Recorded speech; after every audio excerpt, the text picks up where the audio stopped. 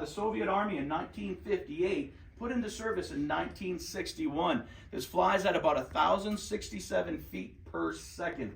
We've got an example of a launcher there and a crate of RPGs right here on the ground. As we move into the next room, folks, I just want to caution you, we do have some graphic imagery in this room. Our soldiers were given directives to take pictures of their dead enemy kills, all right? They were tracking any type of high-value targets or high-ranking officials. But what it kind of shows you is what our soldiers went through almost on a daily basis and some of the graphic imagery that they had to bring home with them. Follow me in here, folks.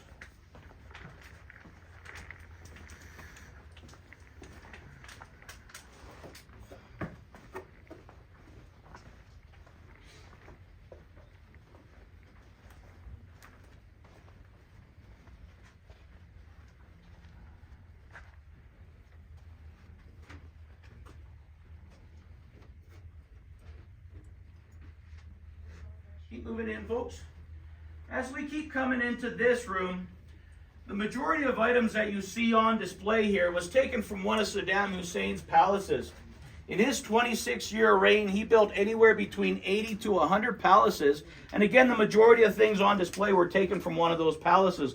For example, all these ceremonial knives and daggers, the different types of hookahs that you see on display in here. These hookahs would have been used by the Iraqi men to smoke different types of tobacco out of them. I suppose if we used them here in Colorado, it'd be more pot and hash, right? I would suppose. As you go through the room, notice that we've got all the different styles of dress that the Iraqi people would wear. The outfit the men would wear is called a thobe, and the headdress is actually called a gutra. The most common gutra is over here on the corner. It's the black and gray scarf with the black headband. We've also got all the different styles of dress that the women and children wear. It's actually called a hijab. And then also in the center of the room, we've got Republican Guard uniforms.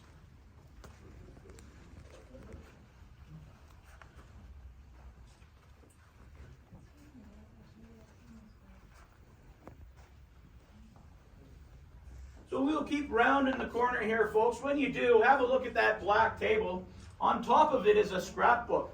This is Saddam Hussein's scrapbook. He had an officer build this scrapbook for him. Anytime his name was mentioned in the media, that officer would put those articles in that scrapbook. The little notebook you see on top is actually Saddam Hussein's notebook, and that's actually his writing. So this 5-foot hookah that you see over here beside the table, this was actually taken from Saddam Hussein's palace. And this here is always interesting to look at.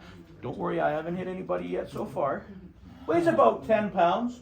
This sword was actually taken from Saddam Hussein's master bedroom. So you could only imagine that he actually probably handled this sword. Wow. Pretty brave to stand that close to me. So on the right-hand side, as we move through this room, you're going to see the capture of Saddam Hussein. These are pictures taken from our soldiers. The first one is where they found him in the spider hole. And then notice the third picture from the right. They found a case of $100 American bills with him. You'll notice his subsequent imprisonment, and then when he met his ultimate fate at the gallows. Notice they put together 2 gallows for him. Any ideas why 2 gallows? The first one failed. They're going to get him with the second one.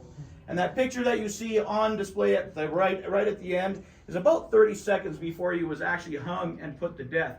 Saddam Hussein was hung December of 2006. Want to follow me down here, folks? We're going to go into our Afghanistan room.